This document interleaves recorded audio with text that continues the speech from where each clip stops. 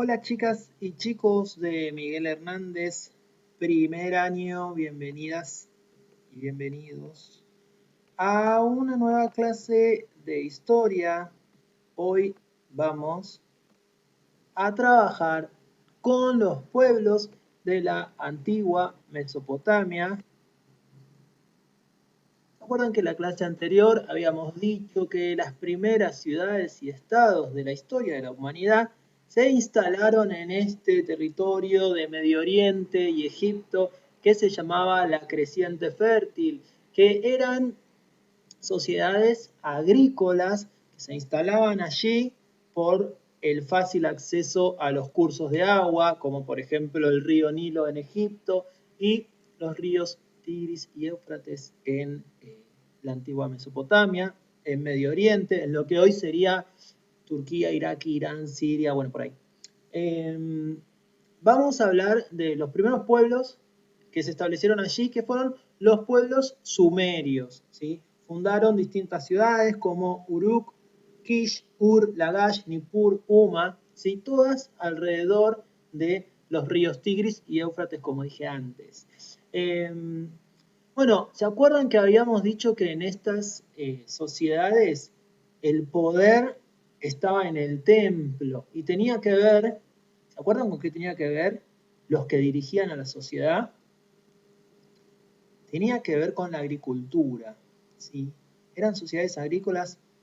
Un montón de veces va a aparecer la fundamentación por el lado de la agricultura, porque bueno, era la forma como ellos se hacían de sus bienes, se hacían de los recursos necesarios para sobrevivir.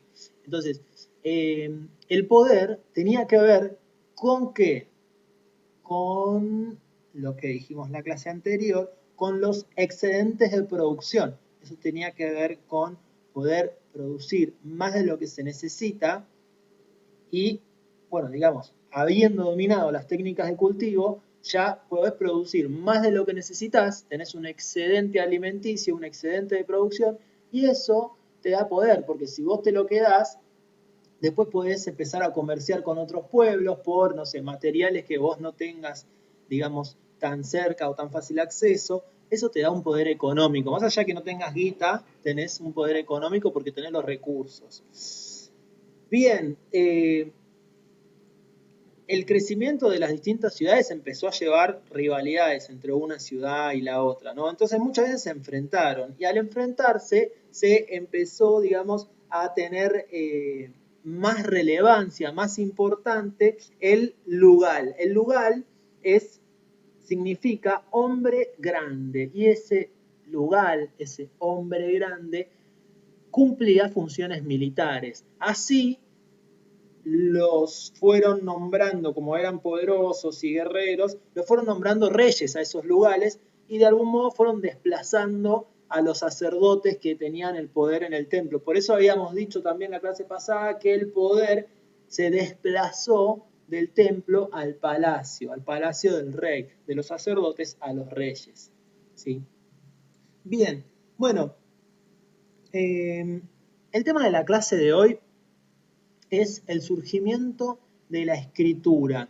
Es súper importante el surgimiento de la escritura porque es lo que marca la división entre la historia y la prehistoria, o la prehistoria y la historia, ¿sí? Digamos que a partir del surgimiento de la escritura, a partir de tener registros escritos, en algún momento para los historiadores eso era lo que marcaba el comienzo de la historia, porque se considera que es como una fuente muy importante para conocer el pasado.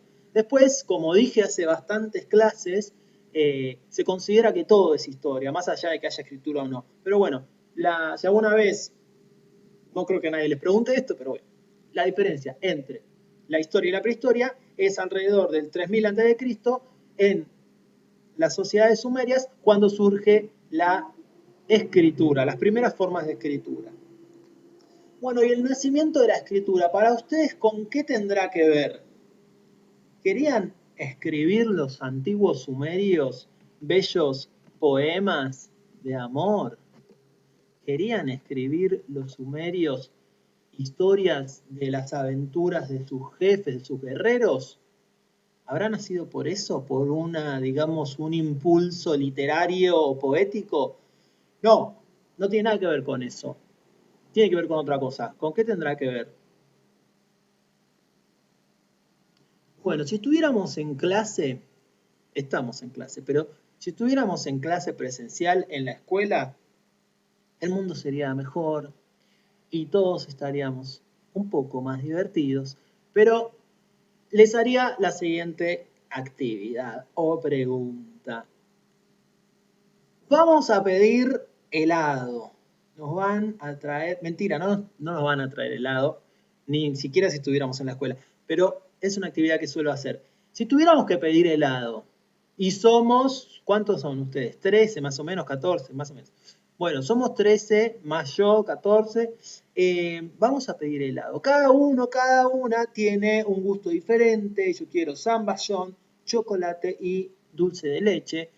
Cada uno de ustedes tendrá un gusto distinto que quiere pedir y vamos a llamar al delivery para que nos traiga helado.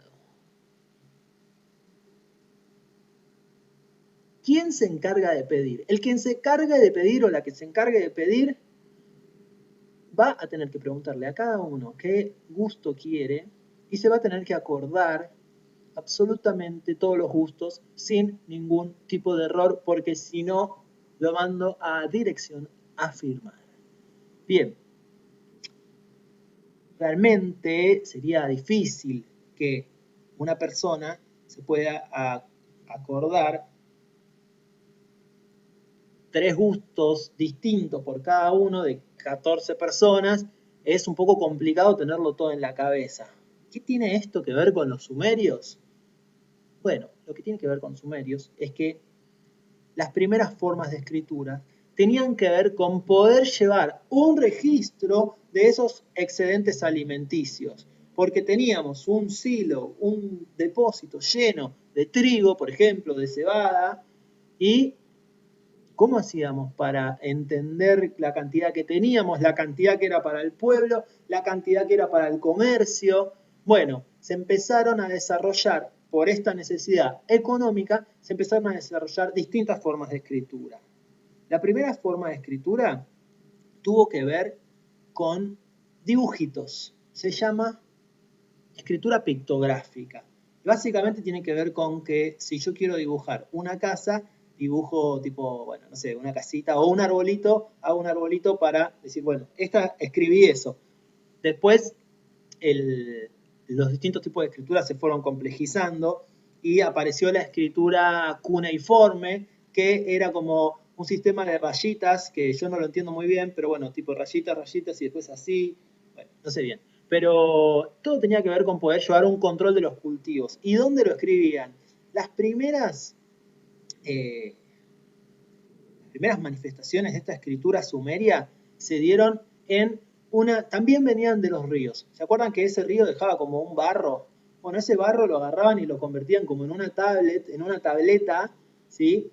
En la cual el barro todavía estaba fresco, o sea, como que lo hacían pum, pum, pum, pum, pum, pum, y quedaba como, no sé, como si fuera una piseta, ponele, de barro fresco, y con una caña le hundían lo que querían escribir, ¿sí?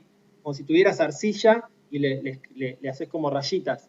Entonces, después cuando se secaba, eso quedaba registrado, se endurecía y quedaba registrado un montón de tiempo. De hecho, hace no demasiado se encontraron un montón de plaquetas de estas, de tablillas de sumerias con esta forma de escritura pictográfica y cuneiforme.